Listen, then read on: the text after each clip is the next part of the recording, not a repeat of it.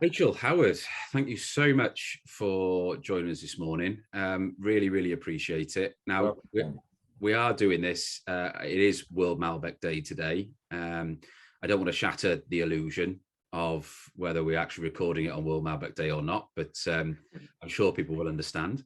It's as many of our kind of viewers will probably know, we've been kind of working a little bit together over the last month or two, and it's something for me that I found really interesting. South America particularly, and I'm really interested to learn a bit more about where you guys came from, where the journey, where did it all start in the world of wine, where did it come from in terms of South America, and then obviously with a little bit of a link to World Malbec Day, you know, what do we need to know? How can we get into it? What's the exciting stuff? Let's make it fun. I'm sure we could talk for hours and hours about it all, but I think that's some of the feedback we've had that people are quite interested in. So that is probably where we'll kick off. Rachel, you first. Just where did it all begin? Where did it start? What happened? And how would you think about this? Yeah, no, it's fine. I think Howard and I have worked in the trade for a long time in different businesses, and an opportunity came up and to sort of create an online business for Argentina as a category, and there was no one else doing it. And with the popularity of Malbec over the sort of last 10, 15 years, combined with our experience, it seemed like a great opportunity, really, didn't it, Howard? Absolutely, yeah. I think that just that really, that we felt there was nobody who was really, there are lots of specialist websites out there for France and for Italy and for Spain and, you know, a whole of California and, you know, Oregon and all these things. But you know, to our surprise, there was nobody doing that for Argentina. So we thought, well, okay, you know, let's try and create the best offer we can, and the best offer within the UK, to see if we can sort of inspire some consumers, really.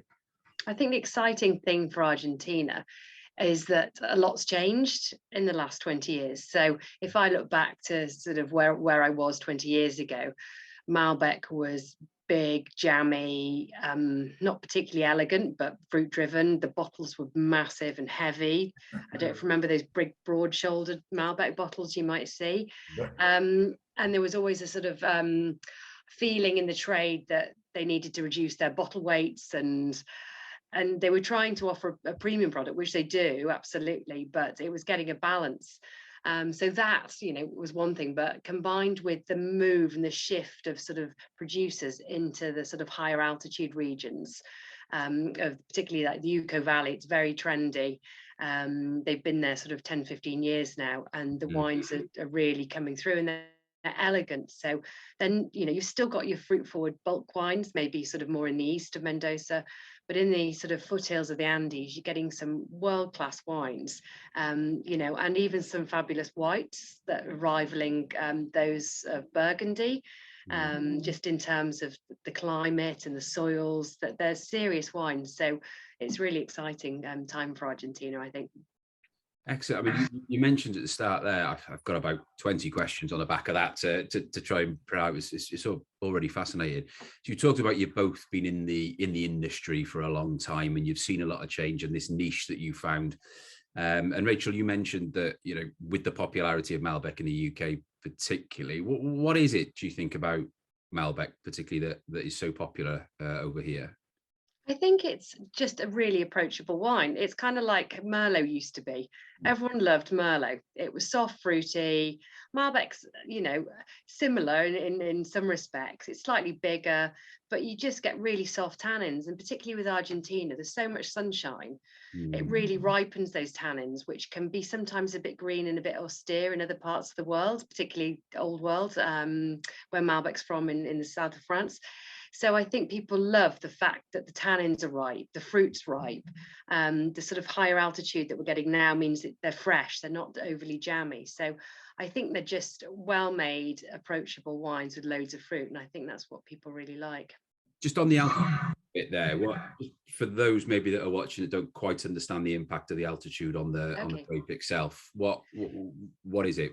Talk us through it. Yeah, no problem. So simply, the higher altitude means you have something called diurnals. So in the evening, the nights are cool, and that enables the grape to retain a sort of freshness and acidity. And then the following day, obviously, sun comes out and it starts the ripening process again. That sort of almost shutting down at night helps retain acidity. If it's warm all the time, you quite quickly get very ripe grapes and you lose the acidity. So the altitude enables you to get lovely ripeness, loads of UV light, sunshine. But again, because it's cooler at night, the vine shuts down a little bit, right, and keeps the grape fresh. Okay. Yeah, and you need that acidity. Acidity is so important in wine. If wines are too jammy, they just feel a bit sort of, we say flabby, a bit sort of, they won't go well with food. They're just not, they're not great. Okay, no, that's interesting. Thank you. That's, and again, I think we talk about altitude and then South America, Argentina, the Andes, it starts to piece all together from a geographical point of view. And we'll come back to that in a moment. Just Howard, I'm interested to kind of look at the industry a little bit as well. You know, we talk there kind of generically about you'll always find a bottle of Malbec in someone's home, but from an industry point of view and retailers, has that always been a case? Has it always been popular? I think certainly over the last, 10 to 12 years, I think, with our sort of wholesale business and thinking about supplying to restaurants and bars and what have you, if we went back, I think certainly to sort of 2005 or 6, when we started that business, Malbec would have been offered, but I think on most of our wine lists, but never ever offered by the glass, and it would have sort of sat on the list and really wouldn't have sold. And then I think as the consumers sort of gained interest in that varietal, it really has exploded over the last 5 or 6 years in particular, in that now on sort of when we're writing a hotel wine list, Malbec is quite literally the first wine on the list in terms of, you know, the sort of that hot spot, and it is almost always the biggest selling wine in the property, you know. So I think the consumer certainly is still in love with Malbec, and I think, as Rachel said, it's replaced Merlot and Shiraz really in terms of consumer appeal. To some extent, certainly as the most popular varietal in there. I think that, and that's great because it then gives the opportunity for consumers to trade up and to suddenly say, well, okay, if that's what I'm buying in a bar or restaurant at 23 or 4 or 5 pounds, or maybe inexpensively at entry level at sort of 6 or 7 or 8 pounds, what can I find for 15 pounds or 20 pounds, which is what really Taste Argentina is all about. It's about offering those premium wines and trade ups at all sorts of levels and stages to help consumers through that journey of exploration with the grape, really. If you haven't got that phrase "journey of exploration" on a t-shirt, then I think you should do. I think that's exactly what it should be, and I think it is a journey, isn't it? And what I'm learning, and we'll come on to the kind of WSET qualifications in a moment. Rachel, I know you're deep into your diploma there. I've only done my level 2, and I think people look at me or my friends and family go, well, you know everything about wine now. You've done a course. And the one thing I have learned is that I don't know anything about wine when you get to that level, because there is so much to learn. But the one thing that's always really interested me is the geography and the impact that the climate can have. We talked about the altitude. So I'm really interested to understand a bit more about the regions across Argentina, particularly, and some of those differences. Most people will be aware, they'll hear Mendoza and they'll just probably align it to Malbec, but there's an awful lot more to it. Rachel, what jumps out at you when we talk about regions in Argentina? Well, I think there's you know, if you think about it, Argentina stretches north to south about 2,360 miles. Yeah. So what you've got there is a massive range of latitudes and altitudes. So winemaking is hugely diverse across Argentina. I think people, as you say, just think Mendoza, but Mendoza in itself is huge. And you've got, as I say, the east, where it tends to be warmer, where a lot of bulk wines traditionally made, and then you've got sort of moving towards the foothills, which is higher altitude. Then, if you think about, you've got different soils in the foothills. You've got alluvial soils from the rivers and the glaciers. So you've got a range of soils, a range of climates, a range of altitudes. Starting at the top in the very north, region called Salta, almost desert-like, isn't it? You know, there's, if you look at some of the vineyards, there's cacti and all sorts of things going on. Again, because you've got altitude, wine growing is possible. Normally, you know, it wouldn't be, but altitude enables that freshness in the evening. But what you also find in Salta, and particularly some of the red grapes, is that because the UV light's so intense, the skins of the grape are very thick. If you imagine sunbathing all the time, our skins get thick and a bit sort of wrinkly. But it's it's the same for grapes. The skins thicken to cope with UV light. And what that does in the winemaking process is it creates an incredibly deep colour, because the colour comes from the skins.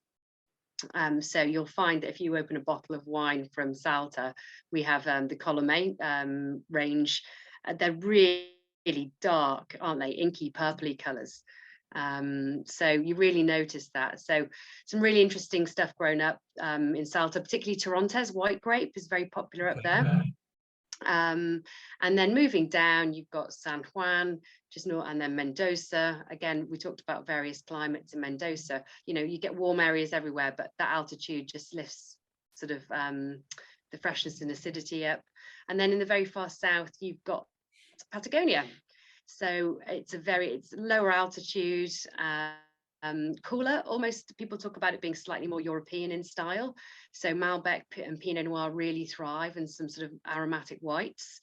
It tends to be very windy, but you get a slightly longer growing season down in Patagonia. But yeah, if you look out for Pinot Noir and Malbec from that region. So already, just what you've talked about there is such a complex country in itself, and an exciting one, and a really interesting one. And I think it is a bit of a melting pot, as you say. You know, just speaking from personal experience, that ultimately I would just go, right, Mendoza, Malbec, whatever, that'll do. I'm sure it'll be lovely. And then happen to, maybe it was the Welsh link, stumble across a Patagonian Malbec and thought, oh, hang on a minute, there's something a bit different here. Didn't have a clue why, but then kind of looked at the climactic influence, went, oh, right, I understand now. This is really interesting. Howard, what about you? Anything different, or what? No, I mean, I think certainly Patagonia, I think it's an area of great interest. I mean, I know it's quite problematical in terms of sort of transport from that region, and the cost of shipping is quite expensive in terms of all the practicalities. But I think the wines are really worth the effort. Yeah. When we've got them over, I think they offer, as Rachel said, a great alternative to the sort of the more fruit forward styles from sort of further north. So I think they're delicious, and I think that that's my sort of favorite hotspot at the moment. So I think go Patagonia. That's it. I think with, so for example, just to give somebody an idea, if you bought a Malbec from Patagonia, you're probably going to get more red fruits. You're going to get sort of more restrained fruit potentially, right. And it might be lighter in color. It might have a little bit more acidity, but it's going to be very different from a Malbec from Mendoza or from Salta. So very red cherry, raspberry flavors, as opposed to sort of more blackcurrant, cassis flavors, which you might get in a slightly warmer region. So we're actually launching a regional Malbec case for World Malbec Day. Oh, brilliant. And that is reflecting different, what we call terroirs in the wine trade, which is microclimates and soils. So even within Mendoza, there's so many different parcels of land. If you imagine like Burgundy, I mean, I'm not saying it's like Burgundy, there's different soils everywhere which produce a completely different style of Malbec. So we've got 6 wines from 6 different regions. Some are within Mendoza, some are from Patagonia, from Salta. But they produce a very different style of wine. So Gualtagerie, for example, will give you a bigger rustic sort of robust, with structured tannins, that sort of, whereas other regions might give you slightly more violets and soft sort of tannins. So you can really, if you're really into Malbec and you're a bit of an enthusiast, this case is great. I mean, I'm not suggesting you open all 6 wines at the same time, but you might just open each one, have a look at what we're talking about in terms of regionality, and then think, do you know what, that's my style. because I think sometimes people buy a Malbec expecting a sort of supermarket, really jammy, fruit forward style, but actually it's not always the case anymore. There's a lot more elegance on offer. So it's learning about which style suits you best. And it's as if we practiced that, but we haven't, have we? But that does lead me nicely to kind of the why.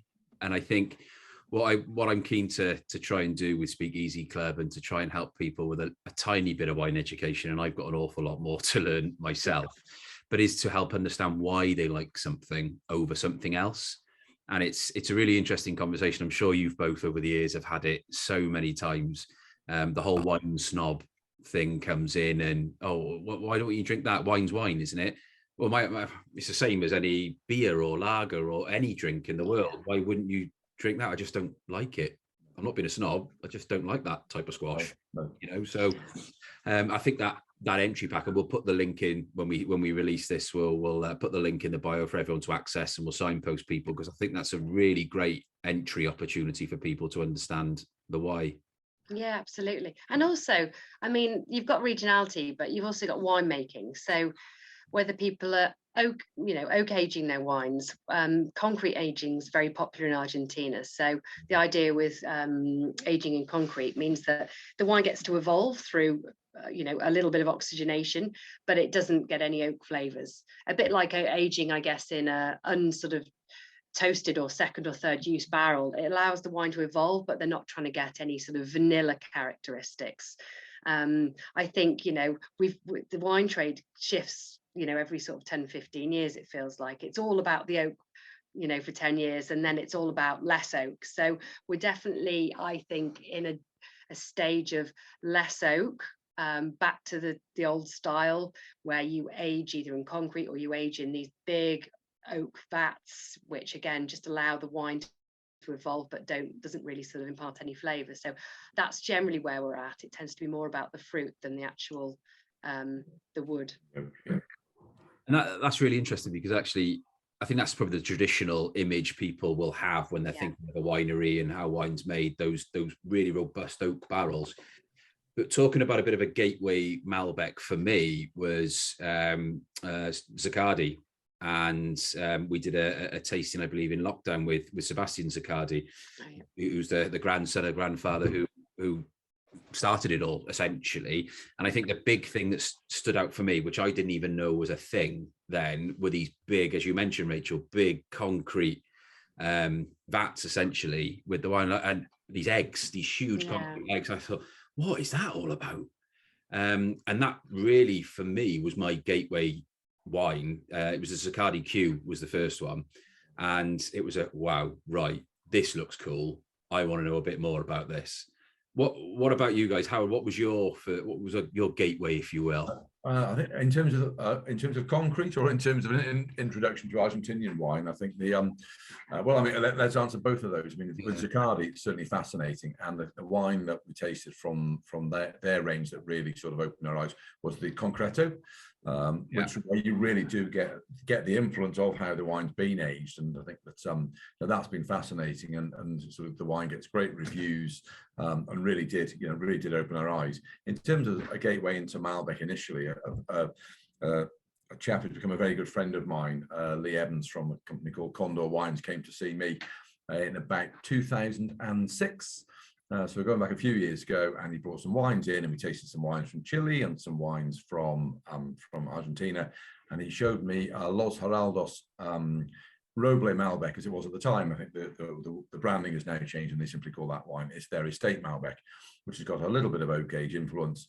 But I think going back all those years, the wine offered incredible value for money. It had great texture. It was supple. It was smooth, soft. Everything the consumer was looking for in a restaurant Malbec at that point in time. That wine seemed to tick that box. And a relationship then started with the guys at Los Haroldos, which led us to Karim Mussi and to some other people within portfolios that Lee works with. And so that's been really, really interesting. And I think that was I think we saw the value in Argentina at that point in time, was really, really, exciting. Fantastic. Rachel, how about you? I think several things, really. I mean, Malbec is is a wine. I mean, I love Malbec, but it's not, you know, I've got other favorites out there. And I think the wine that really stood out for me from Argentina was Cabernet Franc. And that's because, you know, I'm not a huge fan of Cab Franc I know it's very popular from the Loire, but I find sometimes they call them pyrazines, the sort of compounds in the grape make it sort of a bit green. And the lovely thing about Argentina is that the ripening process, as we talked about, allows the grape to retain that acidity, but fully ripened. So those green sort of flavors that you often get in the old world, if you know, in a vintage that's tricky when it's been cooler, you don't tend to get that in Argentina. So everything, the fruit's ripe, the skins are ripe, the seeds are ripe, which is really important for tannins. So it just all comes together for me in Argentina when it comes to Cab Franc. You get all that beautiful sort of blackcurrant cassis flavor, the blackcurrant leaf flavors, and slightly herbaceous notes, but it's all lovely and ripe. There's no sort of green sort of, and we've tried lots of them now, haven't we? We've got quite a range of Cab Franc, and I just think it's going to take off. It's going to become the second grape for sure. It offers so much potential that I think it's quite exciting. Fascinating. And again, straight away, we're opening up this whole country. As you said, it's over 2,000 miles long. It's got such totally different influences across the piece. You know, again, I was fortunate enough to join you guys on Thursday for a virtual tasting from Uruguay. And straight away, you know, you're kind of going, wow, this is it feels like a world away, but it's an hour in a boat over the river, really. Yeah. And that was a bit that took me aside. And I think what's really interesting is I'm keen to open up more questions about where the wine comes from and to understand or help people understand why things are different, and that it's your choice. You like what you like at the end of the day. And if there's a story behind it, then more the better, you know. And just for you guys, where Speakeasy came from, I mean, it's an obvious word, you know, from Prohibition era, and it was a case of me and a couple of friends, we sat down with a few bottles of wine just to have a chat, a bit of a check-in, how you getting on, you know, looking after each other. But each bottle had to have a story. It couldn't just be something off the shelf. We needed to learn a little bit more about that and why and where's that coming from. And that's, for me, the Zaccardi came in. I said, right, lads, these massive concrete eggs, check this out, right? This is crazy. I don't understand it, but it looks really cool. And then we got into the winery itself and the whole ecotourism around it as well. And suddenly you're starting to get a feel for that country. And I think one of the things I've learned from you guys, and particularly, is that feel for the country is really important when it comes to enjoying the wine. Yeah, absolutely. Yeah. It's really interesting. I think wine's just a special product, isn't it? I mean, you know, there's just so much like blood, sweat, and tears and passion that goes into each bottle. When you factor in all the intricacies of vintage and harvest, and you know, I think Karim said in a video not that long ago that it's incredible to get through the vintage, send a bottle, you know, 10,000 miles away and know somebody's enjoying it, you know. And I think it's just a fascinating product. And as you say, it's very subjective. What you like is often very different to what somebody else is like. And that's why some people like sweets and some people don't, you know what I mean? It's as simple as that. Your palate's made up of so many different, you know, things that it's very individual choice, and people should never be offended. We're never offended if we're at a tasting and somebody says, I don't like that. Well, that's great. I think there's still that sort of like, oh, you must like everything. No, not at all. It opens debate, doesn't it? You know, the reasons why you don't like it. What is it you don't like about it? So is it too heavy? Is it too oaky? Do you not want the tannins? Or what's the issue that you don't like? And we can from there advise you, well, actually, let's try this and let's try that. And that's where, because our expertise comes in, really. And also, I think that with Argentina, what people don't realize is it's associated with big sort of heavy reds, particularly Malbec, but the Criolla grape, and that's spelled Criolla, is beautiful. It's so light. We had one when we did the tasting with Sebastian, if you I don't know if you remember. That's right. So if you don't don't like big full-bodied reds. There's plenty out there. There's lovely Pinot Noir from Patagonia. I say there's Criollo. It's not all big and bold. There's so much choice that I don't think people realise. So I think part of our role at Taste Argentina is to try and educate people on the different styles and also the whites. I think we could have a whole other conversation on the whites. I'm just starting to play around with that a little bit, and it's fascinating because I like something quite chunky. We were talking earlier about the Malbec kind of pushing out the Shiraz, and I'm a South Australian Shiraz man through and through, but I'm really going, oh, there's a big rival over here, and that's the same with the whites. Hold that thought, because I want to just come back to that around kind of almost recommendations. But Howard, I just wanted to pick up, we talked a little bit earlier around the kind of environmental impact of winemaking, and what does that look like for travel, consumption? Are we seeing big changes in the industry in terms of getting that from source over to here onto our tables into your I think, yeah, certainly there is. It's certainly a hot topic of conversation at the moment. I think the the wineries and the winemakers are very conscious of that, of their carbon footprint. And I think that the sort of glass weights, I think Rachel sort of mentioned it earlier on, I think we're now starting to see some sort of some move into certainly some sort of cardboard packaging in places, and some even some of the guys now starting to consider using plastic. I think it's just getting the consumer comfortable with that. All of a sudden it would feel weird, right, having a £25 bottle of wine that wasn't served in a nice glass bottle. And I think that the weights are a big deal, obviously, in terms of the whole glass making process is very energy hungry. And I think that at the moment you've got the energy issue. There's also actually a cost issue at the moment, and the price, of course, going through the roof of glass, which is another motivation, if you like, for them to look at that. But I think certainly consumers are aware, and I think because consumers are aware, they're driving the agenda a little bit. So certainly the wineries are looking quite hard at how they can improve their green credentials, really. So yeah, that is happening for sure. So you mentioned that education word to consumers, and I'm definitely one of those that needs that education. How will you go about that? It's a huge challenge, isn't it? But what are your thoughts on how that might look? I think that, we're certainly seeing in terms of the whole environmental eco message, wineries now producing lots of wines that are vegan, vegetarian, how they're finding the wines, all those sorts of things different. I think, again, keeping up with sort of consumer trends. I think education it's a timely process, isn't it, really? And it sort of just goes on. It's very difficult. And Rachel mentioned earlier on, there may be consumer perception, I think you said, Simon, actually, that it's just a Malbec. I'm sure that'll be great. And actually, once people learn a little bit about the differences that are out there, then they can understand, how much of variety there is. I think and I guess in time, maybe as the wineries sort of promote their own views and their own green issues, then I guess the consumer will buy into that more. I think there's certainly with the sort of entry-level market, I think there's more scope with the bag-in-box. There's so many funky formats, and supermarkets do that really well. If you're having a picnic or they're making the bag-in-box more appealing again. Yeah, I think for the more premium stuff, that's going to be a difficult challenge. Yeah, absolutely. It's an exciting one. I think it's the whole point about being inquisitive, and I must admit, I'll hold my hands up, I'm not very good at being inquisitive. I'm too much of a traditionalist. I'm only just coming around to the screw caps, to be honest. But it is the way the world is going, and I think there's a lot more, whether it be retailers or educators or anybody in it, are a lot more conscious of that. So it's interesting as a consumer for us to kind of be aware that that's the way it's going.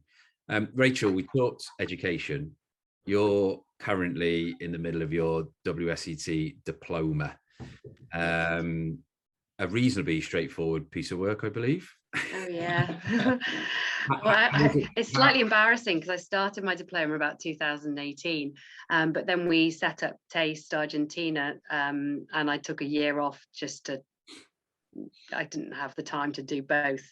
There's 6 modules altogether, and 5 of them are challenging but doable. the big D3, as it's called, is I've failed once. I passed the theory first time, which was great. So the tasting. So the tasting's all done and dusted. But the D3 is basically all wine regions around the world. And it's a challenge. I think the pass rate's something like 30%. So right, yeah, there's just so much to learn. So I am back on it, and I've got my next exam in October. So, but I'm enjoying it. And once you get back in the zone, it's good. It's more really about the exam techniques. I'm getting some help with structuring, because you don't have much time to write your essay answers. So it's just making sure that you, I think, get the right and relevant points in, rather than just sort of brain dumping everything you know about the region. That's fascinating, because you talk about exam technique, and probably many people watching or listening to this right now will be thinking, how can you do an exam on wine? What does that look like? Really quickly, because I know you could probably talk about it for hours in itself. Just each of those modules, what are you focusing on in each of those? So there's a wine business. There's usually I did a spirits module. I did a fortified wine module. Yeah. I did an assignment, like a marketing assignment. Right. So you're covering, and then there's of course the viticulture element as well. So that's broken down, and then you've got your wine regions. So you're covering off how the wine's made, how you market the wine from a business perspective. You're covering off all the categories, so sweet, sparkling, fortified. So it's everything really. And as I say, I had to do spirits, but they've changed that now. Okay, so I guess with that, as well as what we talked about with the variety in Argentina alone, there's an awful lot to take in. There's an awful lot of homework, and it's a fantastic opportunity, but probably one that people wouldn't really appreciate, the level of detail you need to go into. I think, as we said before we started recording, I think what's fascinating is the more you learn about the different regions, the more you can link everything together. If you learn geographically where the wine region is there a river, are there mountains, you've suddenly got lots you can say about the area in terms of the influence of the mountains in protecting from winds, or the influence of the river providing a moderating effect. There's lots, and that's the same wherever you are in the world. So if you can sort of piece together geographically where these regions are, you can start to, without even studying the region, you could answer some sensible questions about how the climate affects the region. So so I did geography A level years ago, so it's great. I love all that sort of stuff, and it does, as I say, it's there's things you can apply to different areas, but it's just piecing it all together. Absolutely. I don't wish to assume, but once, hopefully when you're successful, not if, but when, yes. Are you looking to specialize in a particular region, country, grape type? Is there a plan for that? Or no, I think I'll just be very relieved when I've got it. And it's just about building again our knowledge in Argentina. That's where our sort of passion and speciality is, and is for me. I think it's such an exciting country, reds and whites, and I think we'll see more whites over the next sort of decade as people sort of, our sales of whites are increasing. So hopefully people will buy into that soon and start tasting some of what's on offer. Definitely, and hopefully if you're both interested, I definitely like to do this again and talk whites. I think there's plenty there. Perhaps we'll schedule it for an evening where it's a little bit more acceptable to do a mini tasting. Yeah. Just to wrap up before we finish, and again, I'm really grateful for both your time. I've taken away an awful lot here already. I'm going to put you on the spot a little bit, if I may. Hopefully, it won't be quite D3 level. No, I promise. No, just for those watching and listening now, what are the two wines? You've got one entry level and one maybe slightly higher level. And when I say wines, Malbec with or similar, Bernarda maybe, we will have Malbec Day in mind. What would those two recommendations from you both be? And also, what would if people are looking out for something in a Malbec, what's that one thing that people should be looking for? Right, okay. So I'm going to third so I can jump in. Otherwise Rachel might nick them. So I'm going to say I'll stick with that old favourite from Los Haroldos and say as the entry-level product, definitely the Estate Malbec, which I think is about $10.99 from memory. I think offers everything that you could look for in a wine at that value in terms of how approachable the wine is. Quite elegant, good length, very supple. I think it's just wonderful and really, really tremendous value. So I think that would be my starting point. I think without going absolutely raving mad in terms of price, I think I would look at Vina Cobos's Bramare, and I think that would have a look there and do the Malbec from Lujan to Cuyo, which I think is incredibly intense, very dark, but quite gentle tannins, even in the sort of younger vintages. And I think that is about £30 or £32 maybe. So I think that would be the trader.